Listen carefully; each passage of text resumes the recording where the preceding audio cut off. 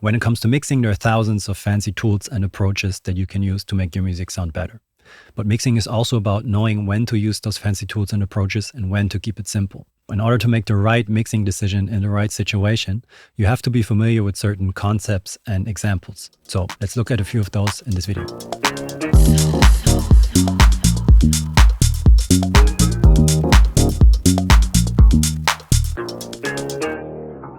We're going to jump into an old project of mine, which I never ended up completely mixing. So there's going to be lots of stuff that we can do and take a look at. Just to get you up to speed, we have this bass sound right here. Kick.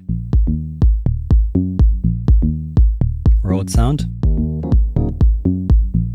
Guitar.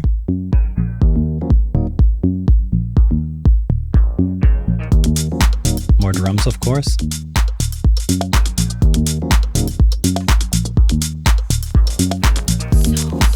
Some vocals.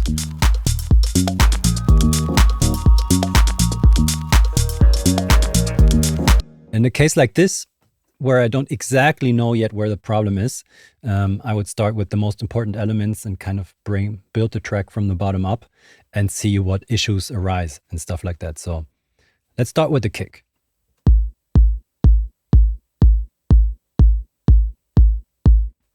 Okay, since the groove was kind of an issue here, we have some dirtiness back here. I don't know if it's coming through on YouTube, but there's this kind of slapback reverby noise sound at the end of the kick.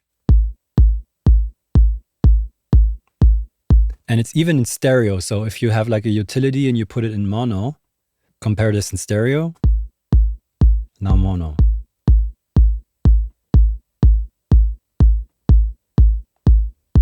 So that's already something in there. Sometimes it's really cool to have like some imperfections, but you have to pick the right imperfections, of course. And sometimes a little detail like this can already start to mess with the groove a bit, especially if you have many elements and things going on. All these little things add up in the end. So let's also play the bass and listen in context.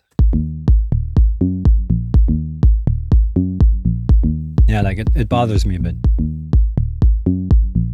So there are different ways to get rid of something like this, but maybe we can get lucky and even make the kick shorter, which is part of mixing, obviously, compressing it, shaping the envelopes and stuff. And in this case, maybe a shorter kick is fine, since we even have like relatively sustained notes in the bass, right? So a shorter, a bit punchier kick might be fine.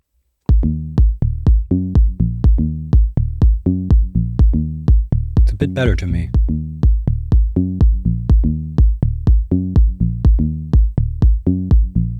Okay, that's cool. In mono is also fine. Maybe I just hit left instead of mono, so it doesn't like collapse to the mono and you just use one side. Okay, sounds cool. But the topic we had in my last video about the transients and clickiness and stuff is also kind of an issue here, right? So the kick by itself has a click in there. It's not obnoxious, but it's there for sure, but could be fine since it's more like a fat kick, and a click could be helpful. But the bass, there is some sidechain compression on here, which we're going to get to in a second. Let's turn that off. So super clicky, like this hit right here has such a click. If you zoom in, you even see it has this little corner here, which definitely is going to lead to a click. And there's some different tools that you can use to shape the dynamics and the transients and stuff like this. And thanks for all the people mentioning that in the comments of my last video.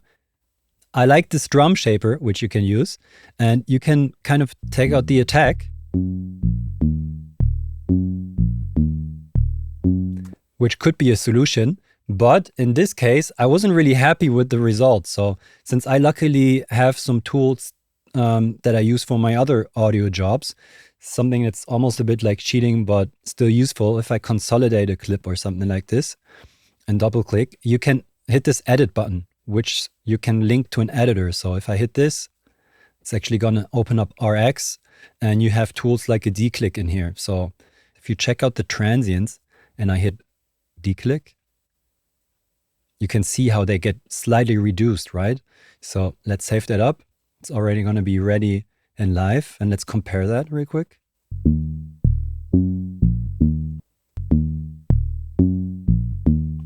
So you can really hear the click, and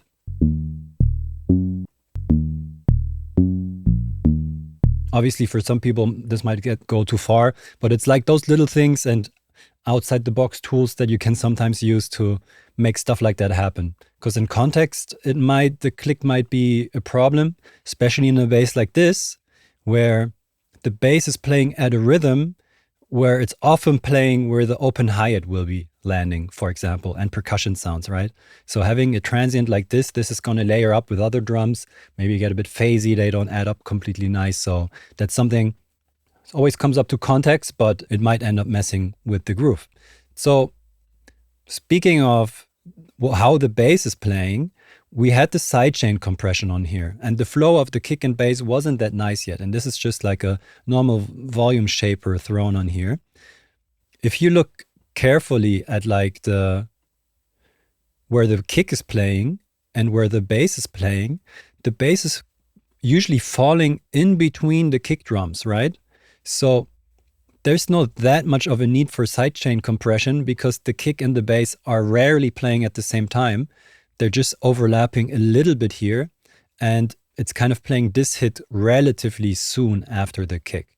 If we kind of do that, use a visualizer for that, and just play kick and bass.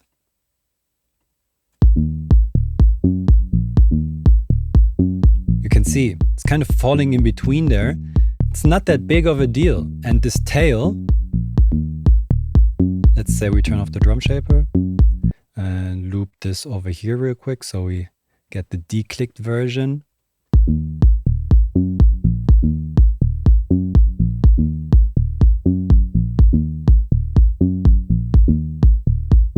I feel like the tail of the bass it's a bit nicer if it's sustained and natural. It kind of adds to the rhythm and flow of the bass. Like here you have some pumping, and if you turn it off, you don't have that. Of course, you could use a sidechain compressor that doesn't duck it completely and something like that. You could bring this a little bit up and make it a bit shorter. Of course, maybe that's a compromise if you really want to go for loudness and have that separation. Yeah, maybe that works. In the case of the kick, I felt like there could be a bit more mid-range, and that also kind of connects with the transients we talked about, because obviously another way to shape the transients of your sounds is distortion. So we have decapitator here. It's not even driving much, but if you listen to the kicking solo, it's with the decapitator, without. Something interesting to know about if we use visuals once again. Check this out. We turn off the decapitator. Check out this area here. That's where some of the mid-range punches, that sounds a bit awkward in this context. So if we turn it on, look how the transient was shaped a bit, like it's moving, distorting the mid-range and reducing the peaks. Okay, let's listen to where we're at right now, everything together.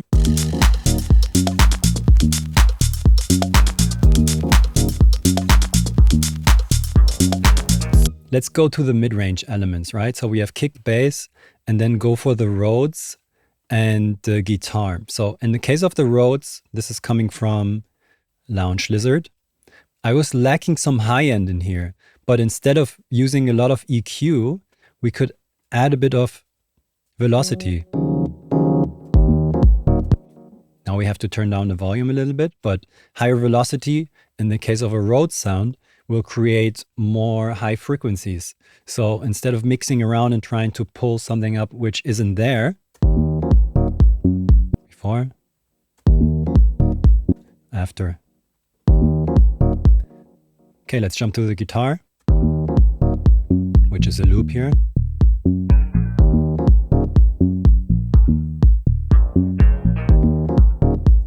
Okay, what I did here, which I turned off for now, it's just some flanging. because I felt like, okay, it needs some separation. They're really similar in a way. And adding some character and texture, just with the flanger, for example, kind of spreads it out. That sounds kind of cool.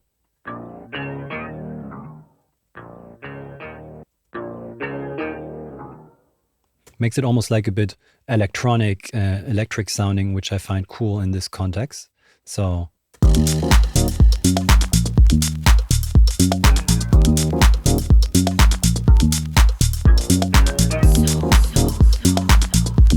lastly, down here, we have some effect sounds, and it can be nice to have a texture like this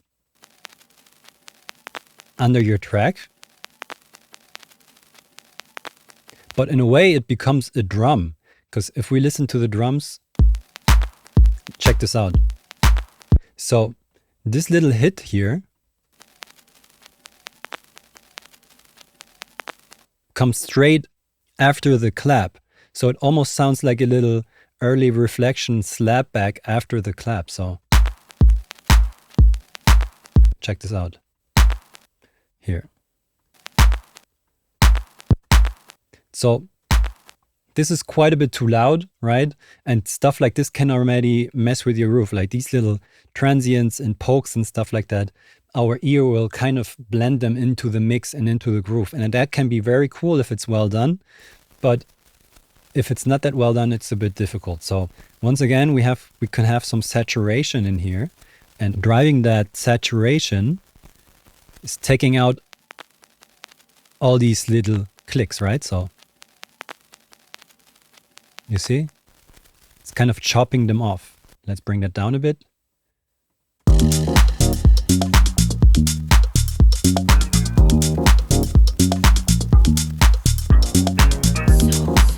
Already helps. All right. So we obviously have to take care of the drums, but it's going to take quite some mixing and fixing, and there's interesting things that we can talk about, and that's going to be kind of enough content for one video of itself. So I'm looking forward to see you in the next one where we're going to tackle those.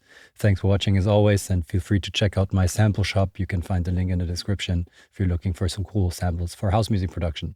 But see you in the next one. Ciao.